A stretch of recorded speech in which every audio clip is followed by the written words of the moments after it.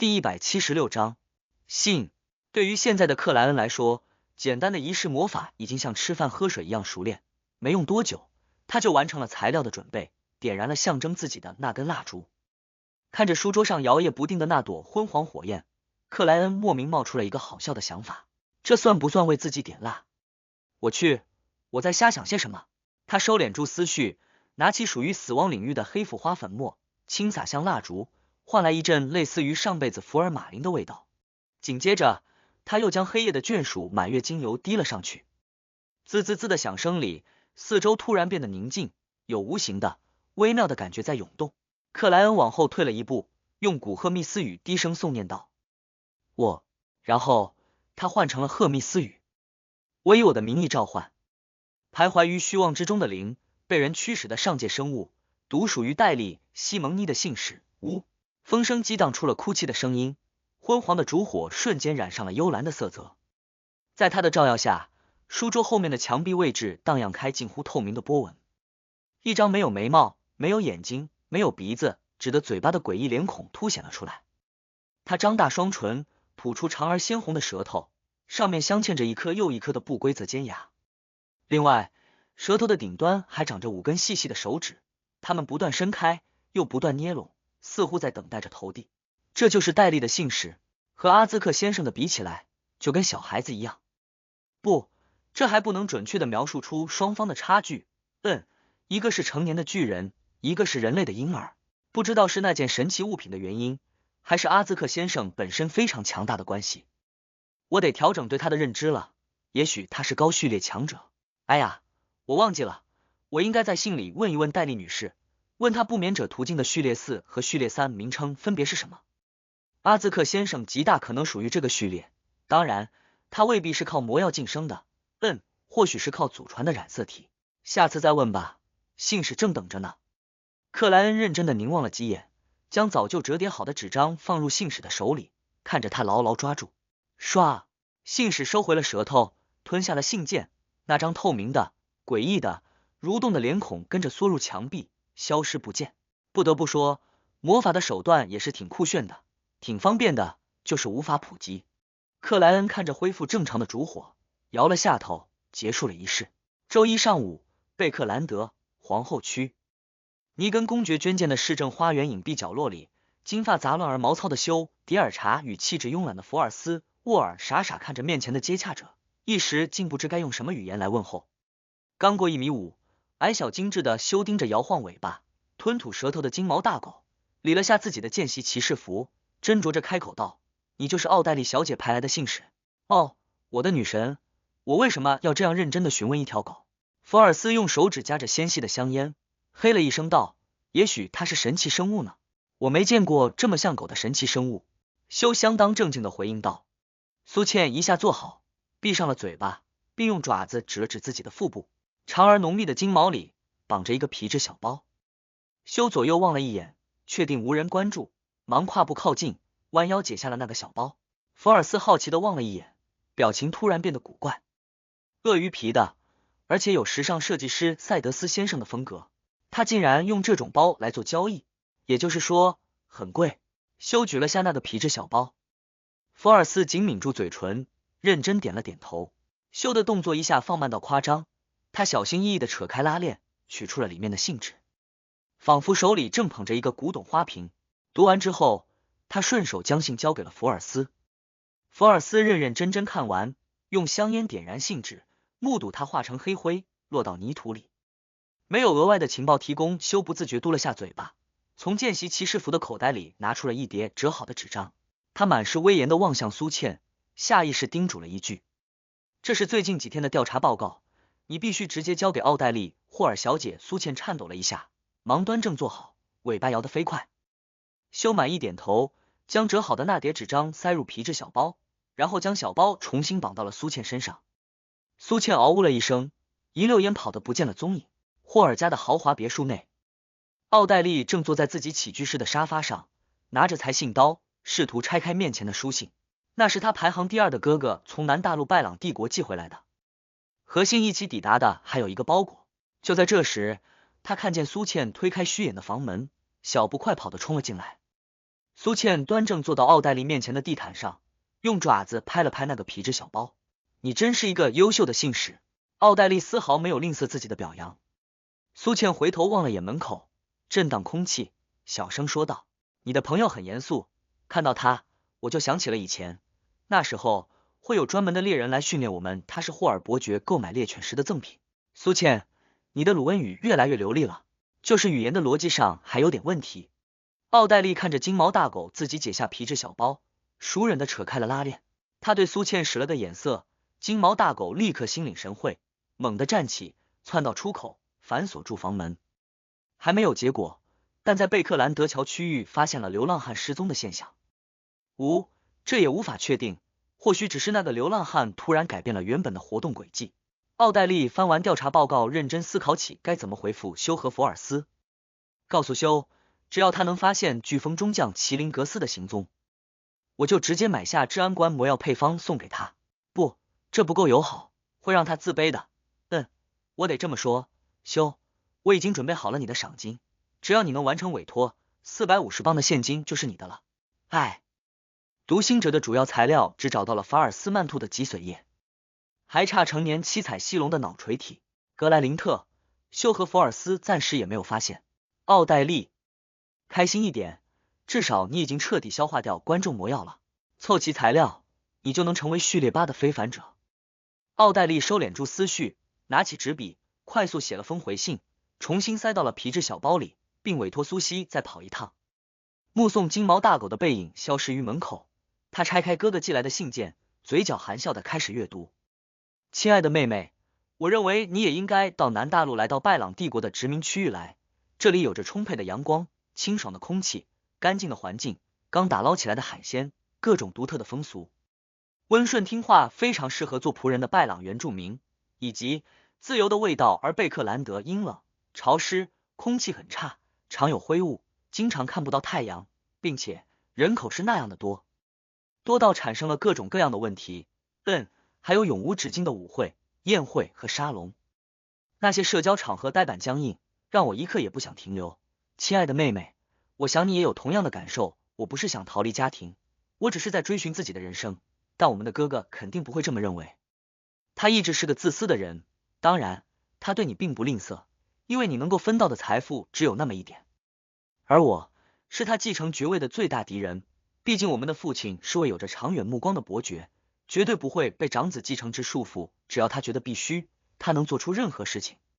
就像当初他不顾强烈的反对，卖掉一半的田地和牧场进入银行业一样，我偶尔还是会想念贝克兰德，但主要是想念父亲，想念母亲，想念你，想念那几年里你让我心情变好的笑容。你一定已经成为了贝克兰德最耀眼的宝石，但遗憾的是，我可能要过2年才能回来。事业是男人的自尊心，而鲁恩王国的优秀年轻人以世界为舞台。你可以转告我们亲爱的姨妈，拜朗帝国沿海地带非常适合度假，非常适合她每到冬天就酸痛肿胀的关节。我诚挚的邀请她来做客，如果你也能和她一起，那就更加好了。我没有给你寄太多的礼物，主要是一些有着浓郁拜朗风格的东西，比如特色的黄丝绸，比如充满死神崇拜色彩的饰品。我记得你一直都很喜欢神秘学方面的东西，我会帮你留意，这里的民俗有着太多的神秘。看完书信，奥黛丽拿起垫板和纸笔，后靠住沙发背，抿了下嘴，认真写道：我最亲爱的阿尔弗雷德，虽然只过去了不到1年，但你记忆中的小女孩已经长大，不再喜欢神秘学方面的事情。你不需要去搜集类似的东西，因为这非常危险。奥黛丽鼓了鼓腮帮子，于心里补了一句。这段时日里，她在非凡者聚会中，在休和福尔斯的讲述中，听说了太多因神秘事物而发生的惨剧。他想了下，转而兴奋地宣告道：我现在的兴趣在生物学领域，我最近特别着迷于七彩犀龙等亚龙，你可以帮我打听一下，哪里能找到类似生物，或者他们保存完好的尸体。第177章。突如其来，分享完一些有趣的事情和贵族间的绯闻，奥黛丽停下书写的动作，摆出认真回想的模样。他靠着观众的优秀记忆力，将父亲霍尔伯爵的片段话语和偶尔教导，将宴会、舞会与沙龙里听到的部分消息一一梳理出来，组织成段落。打好副稿，奥黛丽才落笔写道：关于你询问的贝克兰德政治局势，这不在我的兴趣范围内，我只能凭借印象。将我偶然知道的细节描述给你。就在前段时间，父亲告诉我，谷物法案被废除后，粮食价格直线下降，田地和牧场的租金标准也断崖式滑落。具体的幅度我并不清楚，只能以一个例子来让你明白。你知道的，尼根公爵是王室之外拥有土地最多的贵族，号称有超过1200万磅的田地、牧场和山林。去年，他的地租收入达到了有史以来的最高水准，130万磅，而今年可以预见的全部地租收入是85万磅，减少了足足45万金镑，这已经超过了我能够分得的全部财产，不需要我更多的解释。我亲爱的哥哥，你肯定明白绝大部分老派贵族的特点，他们以拥有土地为荣，以地租收入为主，而且体面胜过一切，即使负债，也要维持足以匹配本身地位的生活。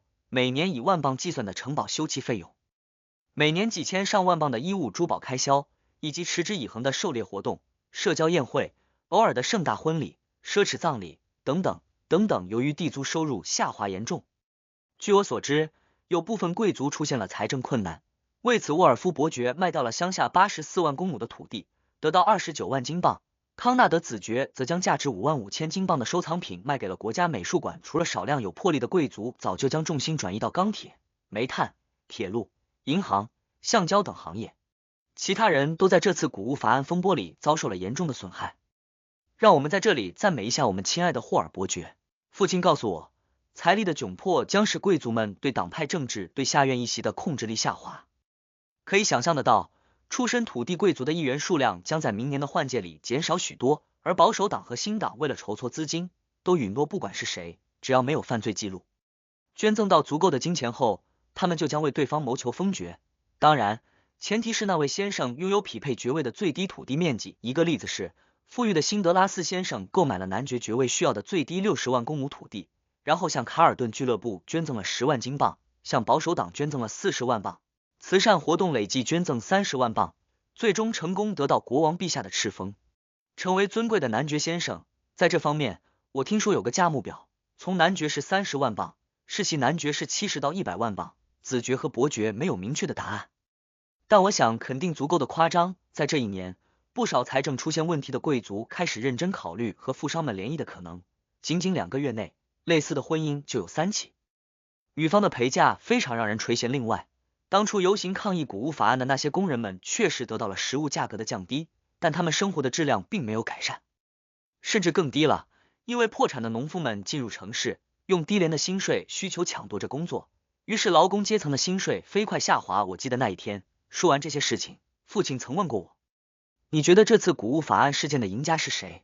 亲爱的阿尔弗雷德，你一定知道答案，你肯定也能依靠自己的努力得到一个世袭的爵位。得到奥黛丽回信的修、迪尔查和福尔斯·沃尔正乘坐着马车返回贝克兰德桥区域，金发凌乱的修望着窗外，眼眸明亮到仿佛有2朵火焰在燃烧。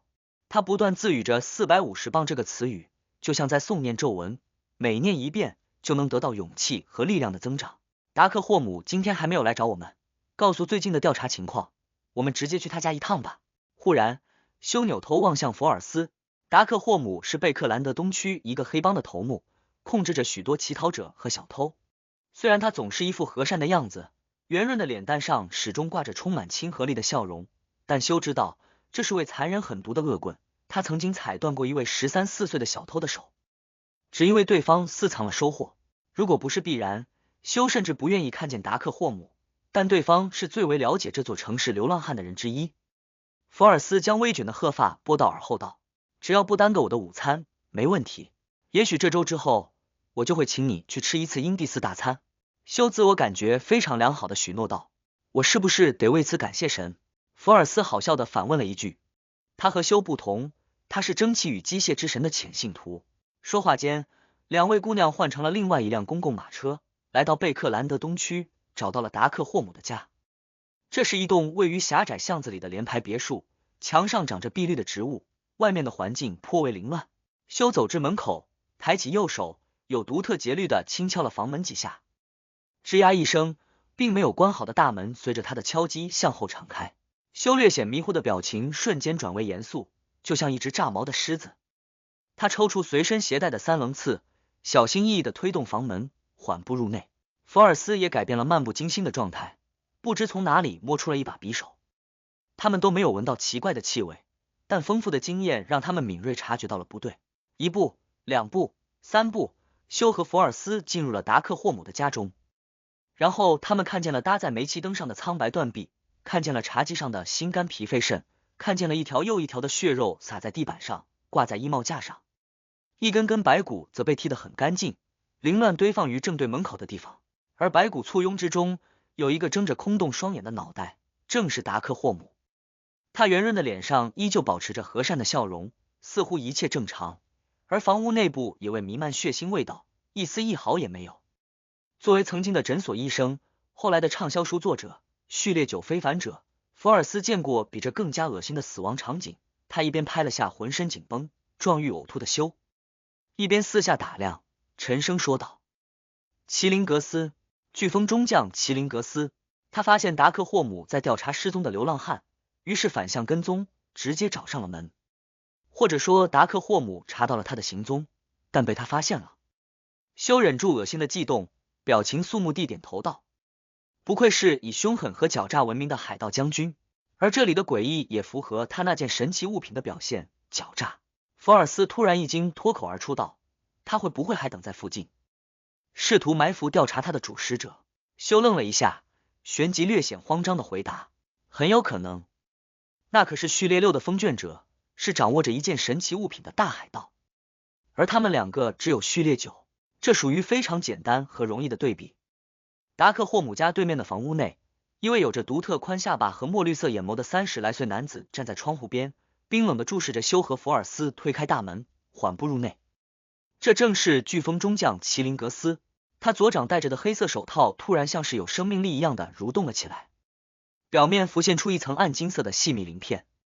麒麟格斯露出残忍愉悦的表情，墨绿的眼珠随之变成淡金色的无情的树瞳。福尔斯念头一转，忙拉着休跑到另外一边，躲开了正对房门的区域。紧接着他一咬洁白的牙齿，取下了袖口荷叶边掩盖住的一串手链。这串银色的手链之上有着3颗暗青色的粗糙石头，石头的表面充满烧灼的痕迹，凹凸不平。福尔斯啪地扯下一颗石头，用古赫密斯语低喊道：门！他牢牢抓住休迪尔查，看着那颗石头绽放出虚幻的浅蓝色光芒，两位女士的身影随之模糊，接近于无形。他们看见了一个个难以描述形体，甚至透明到仿佛不存在的事物，看见了一道又一道不同颜色的、蕴藏着无穷无尽之时的明净光华。他们进入了神秘的灵界，在那高于现实的古怪世界里，福尔斯拉着休往某个方向迈出了步伐。3个呼吸后，他们脱离了透明虚幻的状态，回到了现实，回到了贝克兰德。然而他们所在的地方已不是达克霍姆的家，而是一个无人的墓园。戴着细鳞手套的麒麟格斯悄然出现于了达克霍姆的门口，目光冰冷地扫向里面。他愣了一下，微皱起眉头，自言自语道：旅行家，墓园里，接下来怎么办？福尔斯又心疼又后怕地喘着气道：那串手链是他在获得学徒配方和材料的那次奇遇中另外拿到的神奇物品，除了每个月满月的时候会让他听到一些奇怪的、模糊的呓语，并没有别的隐患。手链上原本有5颗石头，都能让他借助灵界穿行，做到类似于传送的事情，但现在只剩下2颗了。修订了定心灵和精神，郑重点头道：先通知奥黛丽小姐，然后报警。第178章后续思路。报警。福尔斯·沃尔诧异地重复了一遍。对非凡者来说，主动报警似乎是另一个世界的事情。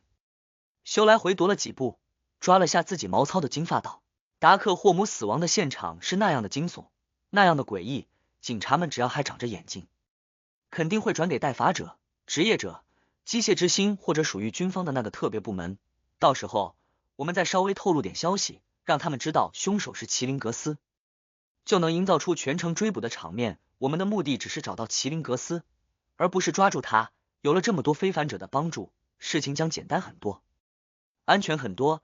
一旦麒麟格斯变得慌乱，出现失误，那就是我们获取赏金的机会。呵呵，我是指发现他的踪迹。休干笑2声，望着愕然的福尔斯道：难道在你的心中，我是一个看见障碍也要撞上去的人？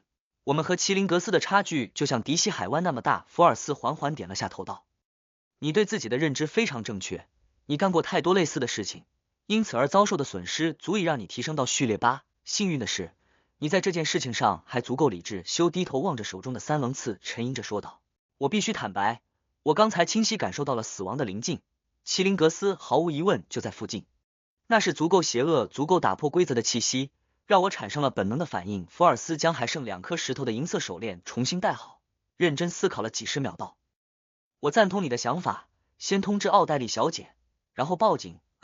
不管是达克霍姆发现了麒麟格斯的踪迹，还是他手下的人找到的，我们都可以从这个方向调查，弄清楚麒麟格斯之前的活动范围和居住地点。修皱起金色的细眉道：可麒麟格斯肯定不会留在原来的地方，再是7位海盗将军之一，再是有神奇物品辅助，麒麟格斯在贝克兰德也必须足够谨慎，即使五海之王纳斯特也曾经在这里遭遇过厄难，险些被抓捕。不，我的意思，从这些线索推测或者确定麒麟格斯前来贝克兰德的目的，只要明白了他真正想做什么，那不管他怎么伪装，怎么耍花样，都最终会暴露在我们面前。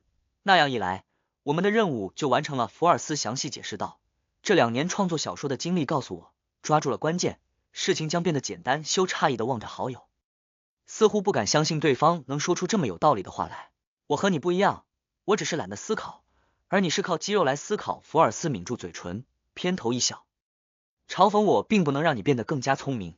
修努力让自己翘起来的几根金发归于柔顺。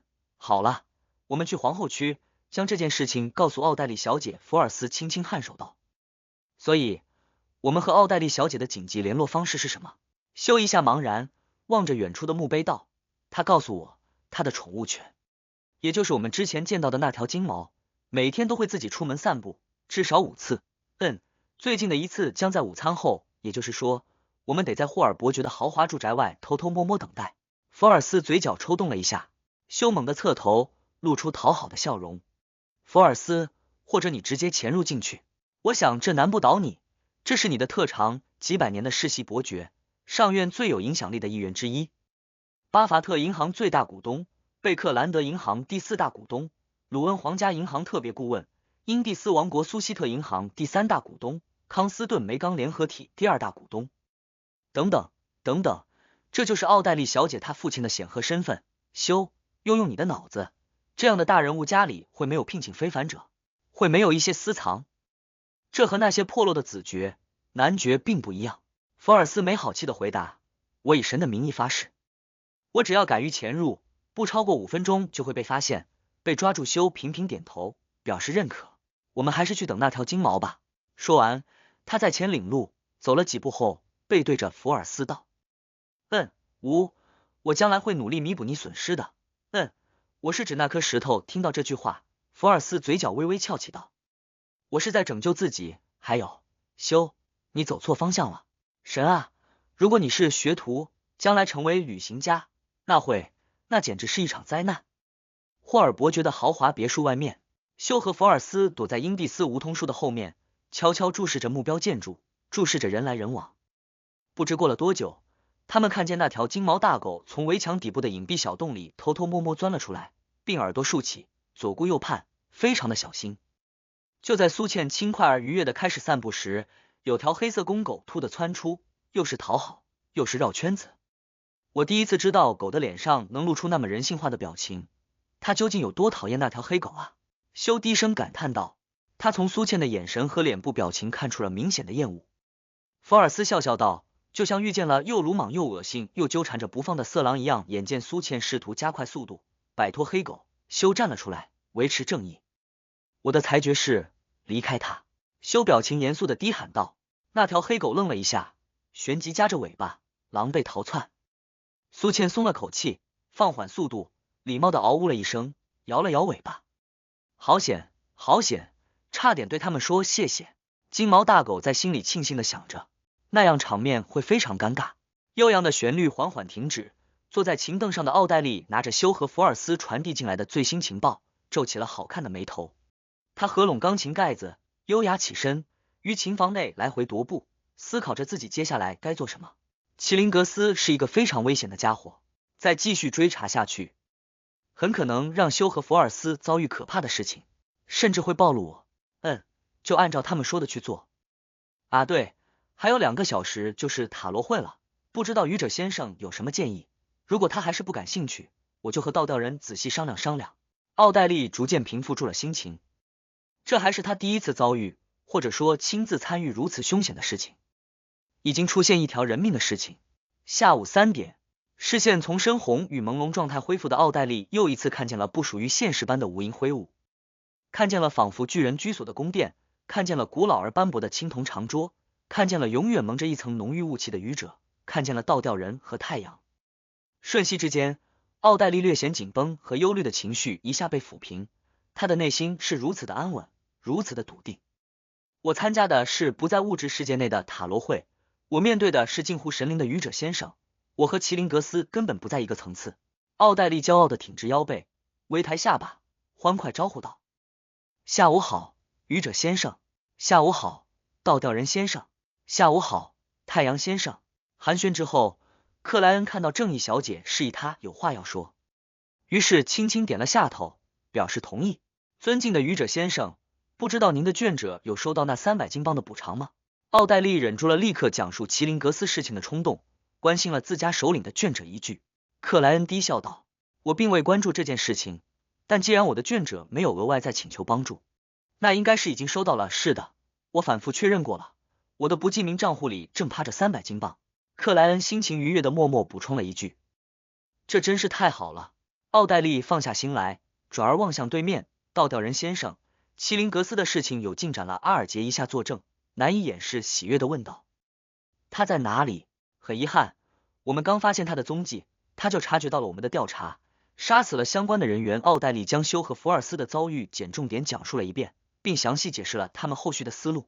阿尔杰微微点头道：我会密切注意的。说完，他侧身望向青铜长桌最上手，在目光茫然有听没有懂的太阳戴里克注视下说道：尊敬的愚者先生，如果弄清楚了麒麟格斯的真实目的和他试图得到的那件非常重要非常神奇的物品是什么，请允许我诵念您的名，用仪式告知您他没再重复请求对方的眷者提供帮助，因为既然已经讲过，愚者也给出了答复，那就没必要啰嗦，否则会触怒神灵的。所以阿尔杰只表明了希望汇报的态度。如果最终的诱惑足够，他相信愚者先生的眷者一定会出现。这样也可以。奥黛丽一下睁大了眼睛，早知道我也申请汇报的权利，那样说不定能偶尔得到愚者先生的指导。他略显懊恼的想着。在众人的目光里，浓郁灰雾中的克莱恩靠住椅背，轻轻颔首，沉缓回答：可以。第179章，赞美愚者先生。听到愚者的回答，倒吊人阿尔杰悄然松了口气，低下脑袋，谦卑说道：请允许我提前赞美您的垂听，因为我也很好奇，一位序列6的封卷者相信得到他就可以拥有序列4实力的神奇物品究竟是什么，很好奇一位海盗将军想在贝克兰德做什么。克莱恩微微一笑，保持着高深漠然的姿态。反正我又没有承诺倾听了就要给予帮助，他在心里强调了一句。不过比起之前，如今的他有了更多的底气，因为他现实里的盟友神秘的阿兹克先生正在贝克兰德。如果确实有必要，克莱恩愿意使用铜哨，请求阿兹克帮忙。当然，他肯定不会提塔罗会，只可能模糊的表示来自某个情报员。在这件事情上，还存在2个问题。第一，克莱恩和阿兹克目前仅限于合作关系，对方并不是一定会提供帮助，除非麒麟格斯想做的事情或者涉及的神奇物品能引起对方的兴趣。第二，克莱恩并不清楚阿兹克目前的实力有多强，即使调整了猜测，认为对方是高序列强者，也必须谨慎的考虑到失忆带来的减弱，毕竟知识往往等于力量，而残缺的知识则肯定会让力量大打折扣。这样一来，阿兹克是否能对付拥有蠕动饥饿的麒麟格斯，克莱恩并不敢保证，也就有些担心会因此让熟人遭遇危险，不到迫不得已，实在不愿意麻烦对方。想想阿兹克先生那个铜哨召唤出来的恐怖信使，不，那家伙哪里像信使了，扮演 boss 都足够了。阿兹克先生就算赢不了蠕动饥饿加持的麒麟格斯，也应该能轻松自保，并有余力就移救倒吊人，就移救正义小姐的非凡者伙伴。克莱恩若有所思地调整了下坐姿，后靠椅背的状态不变，右腿悠然搁到了左腿之上。倒吊人阿尔杰望了愚者一眼，再次开口道：“我即将获得一批罗塞尔大帝的日记，相信下次或者下下次聚会就能呈现给您。按照风暴之主教会的划分，普利兹港属于贝克兰德教区管辖，所以阿尔杰能以汇报上次出航情况的理由进入王国首都，等待飓风中将麒麟格斯暴露行藏。而在历史上，贝克兰德曾经是风暴之主教会的总部，直到上个纪元末，鲁恩王国建立，他们才将圣坛搬迁到帕苏岛。所以，无论从哪一方面讲，风暴之主的贝克兰德教区都仅次于七大教会的总部。各种资料的丰富程度可以想象。这种情况下，本身就属于无法解读、半公开让本教会非凡者研究的罗塞尔日记，肯定相当容易被搜集到。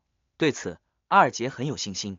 克莱恩故意让语气带上了少许愉悦，轻轻颔首道：“很好。”他此时的真实情绪是一半欣喜，一半忧愁。欣喜的是很快能看到许多页罗塞尔日记，上面也许记载着不少有用的信息；忧愁的则是该拿什么与倒吊人交换。毕竟谁也说不清楚那些日记里是否有内容能让倒吊人感兴趣，或者说是否有内容具备足够的价值，就算占卜家也无法提前知道。难道真要让我的卷者去帮忙？克莱恩无声叹了口气。见倒吊人和愚者先生的交流告一段落，奥黛丽·霍尔忙开口问道：“尊敬的愚者先生，如果我得到了非常有用且具备明显时效性的情报，是否也能诵念您的名，用仪式告知您？时效性？瞧瞧，正义小姐用词多么文雅，和她相比，倒吊人你太粗鄙了。”克莱恩微不可见点头，透过浓郁的灰雾道：“可以，真棒。”奥黛丽悄然握了下拳头。与此同时，克莱恩转头望向沉默旁听的太阳戴里克·伯格，语气舒缓的说道：“你也一样。”是。愚者先生戴里克低下了头颅。灰雾之上的巍峨宫殿内，场面安静了几秒钟。奥黛丽主动出声道：“我需要七彩犀龙的完整脑垂体读心者魔药的主要材料之一。”倒吊人阿尔杰仿佛在思考般微不可见的点了点头。“我没有。老实说，这种生物我只在课本上见过。”太阳戴里克听到的是自动翻译过来的幻影亚龙。什么课本会介绍超凡生物？真让人羡慕啊！我在非凡者聚会里得到的类似资料，要么是直接的口述，要么是皱巴巴的一些纸张，不够系统，也缺乏条理。之后有机会从太阳那里交换他的课本。他感兴趣的是歌颂着序列的配方。奥黛丽一阵艳羡的想着。就在这时，阿尔杰望了愚者一眼，收回目光，看向对面，沉吟着说道：“我也许能得到七彩犀龙的完整脑垂体。”不等奥黛丽欣喜，他又补充道：“但前提是找到麒麟格斯，到时候加上我需要补偿你的部分，正好等于七彩犀龙的完整脑垂体。正义小姐，你或许不知道，这种亚龙已经接近灭绝，目前只有迷雾海、狂暴海、苏尼亚海的某些原始岛屿上还存在他们的踪迹，而这些岛屿的坐标只被非常少数的人掌握着。将来如果你感兴趣，我们可以在这方面做一定的交换。因为我是那少数人之一，我也对那些原始岛屿感兴趣。”克莱恩默然听着两人的交流，想到七彩犀龙这种龙类亚种接近灭绝，他忽地回忆起了当初和老尼尔的玩笑巨龙与巨人保护协会，心情豁得黯然。奥黛丽听得很是激动，强忍着情绪道：“我曾经梦想过航行于海上，寻找那些原始岛屿，见识上面的古老风情女神啊！塔罗会真是太强大，太神奇了，竟然有掌握某些原始岛屿坐标的成员。赞美愚者先生。”奥黛丽失去观众状态，嘴唇抿出了优美的弧线。原始岛屿，克莱恩先是一怔，旋即想起了之前看过的某页罗塞尔日记，就是大帝 cos 海贼王的那页。他和他的天启四骑士在迷雾海的非安全航道里发现了一个无名小岛，上面有不少超凡生物。这难道就是所谓的原始岛屿？可惜啊，大帝没在那页日记里留下坐标。或许后续的日记有，但到现在为止，我都没得到过连续的日记。克莱恩又是遗憾又是期待的想着。至于太阳戴里克，已经被迷雾海、狂暴海、苏尼亚海、原始岛屿等词汇弄傻了眼。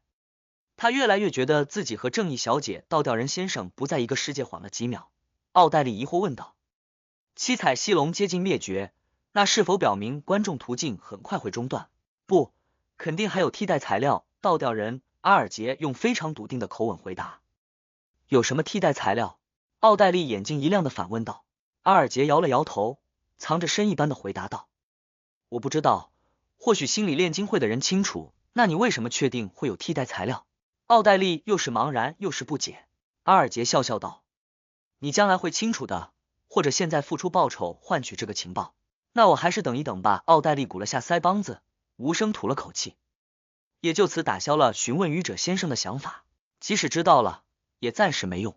倒吊人肯定会要求飓风中将有关的事情，不能被深入牵扯进去。他忽然想赞美一下自己的智慧，但他完全没预料到的是，愚者先生此时很失望。克莱恩相当好奇阿尔杰刚才话语里隐藏的秘密，可惜一直占据最佳助攻位置的正义小姐没有选择交易。不管两人用什么方式交易，只要还在灰雾之上，内容都瞒不过他这个主人。七彩犀龙接近灭绝，而心理炼金会依旧给出包含它的配方，并没有提供替代材料的名称。这说明心理炼金会掌握着某些原始岛屿的坐标，或者说与掌握着某些原始岛屿坐标的势力有合作。克莱恩有所恍然的想着。交易环节结束之后，他环视一圈，望向太阳，语气舒缓的问道，白银城是否还在信仰神灵？克莱恩目前只是职业者正式成员，无法接触更深入的神秘学知识，其中就包含献祭仪式，所以为了验证自己的献祭与赐予思路是否能让灰雾之上的这片诡异空间多出物质材料的交换功能，以序列8的他打算尽快从别的地方学到类似的东西。而经过反复的思考，他梳理出了3个方法。第一，向同样擅长仪式魔法且直接为执事的死灵导师代理请教，但这容易引起对方的怀疑，只能耐心等待机会。第二，询问阿兹克先生，但克莱恩不敢保证对方已经记起了这部分知识。第三，用迂回的方式从来自白银城的太阳那里打听。至于怎么迂回，克莱恩已经有了主意，而且这还能有效维持他的形象。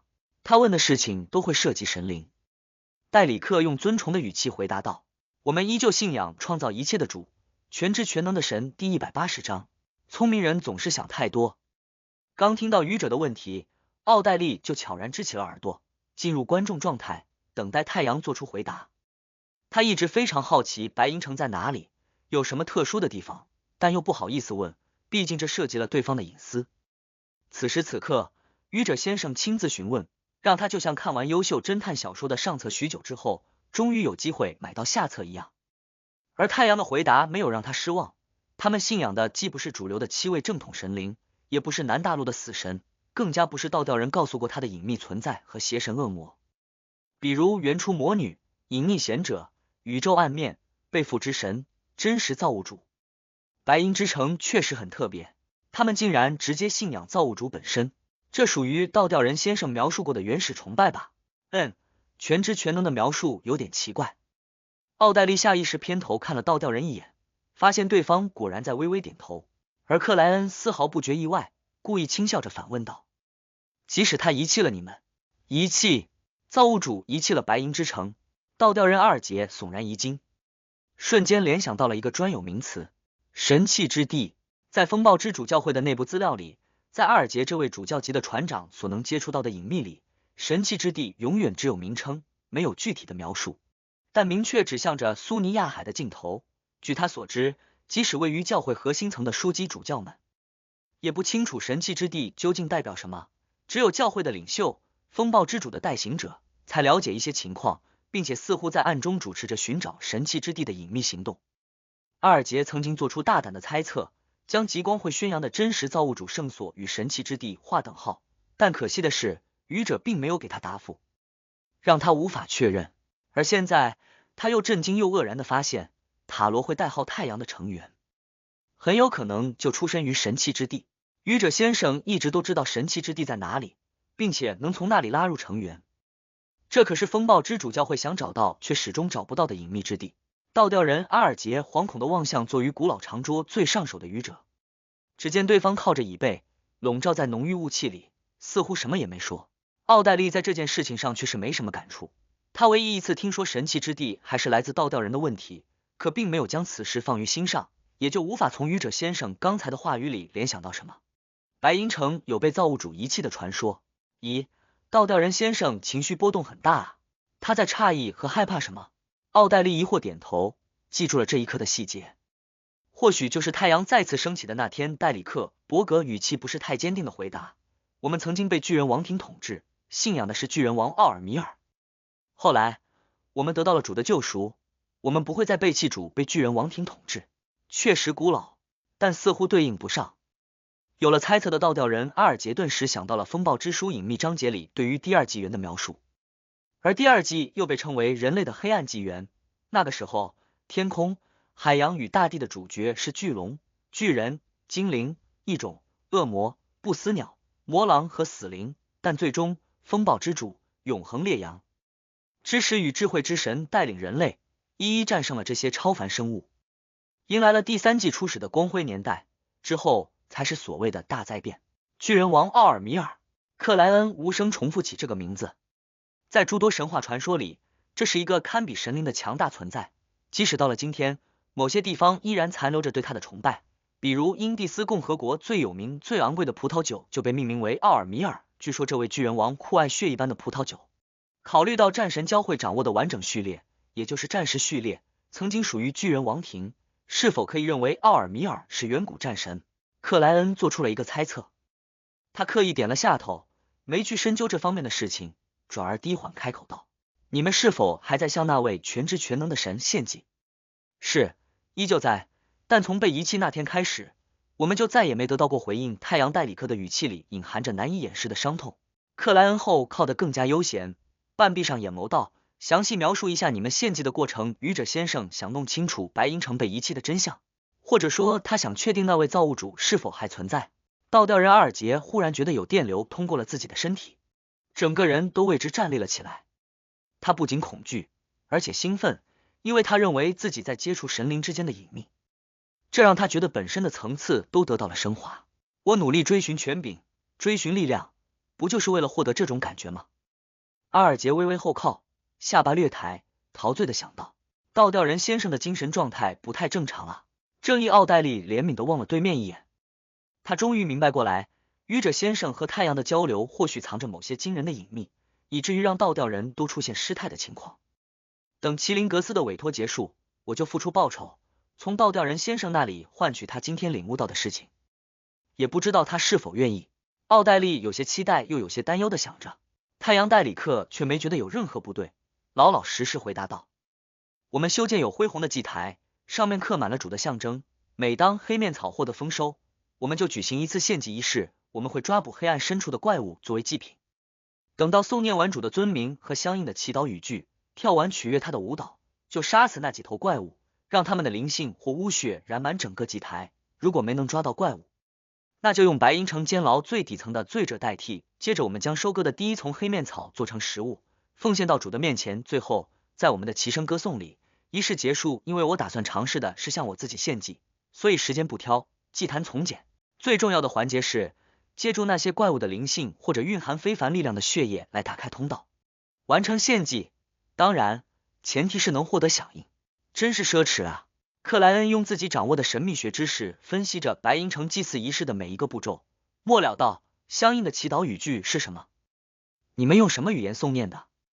戴里克也期望着能从愚者先生那里获得摆脱诅咒的提示，仔细回忆着说道：我们用的是巨人语，这也是我们的通用语。相应的祈祷咒文是：您忠实的信徒祈求您的注视，祈求您收下他们的奉献，祈求您打开国度的大门。克莱恩默默听完，故意让深州的灰雾缓缓缭绕，若有所思般点了下头，什么也没说。至于他听出来什么，当然是不会讲的。倒吊人阿尔杰觉得这很正常，神灵的隐秘怎么可能直接告诉凡人？太阳戴里克则下定决心，要快速成长，争取早日拿到愚者先生感兴趣的事物，从他那里换取指点。又交流了一阵，克莱恩结束了今天的聚会，看着正义倒吊人和太阳的身影消失于眼前，他眺望下方，只见无垠的灰雾和深红的星辰似乎永远不会改变。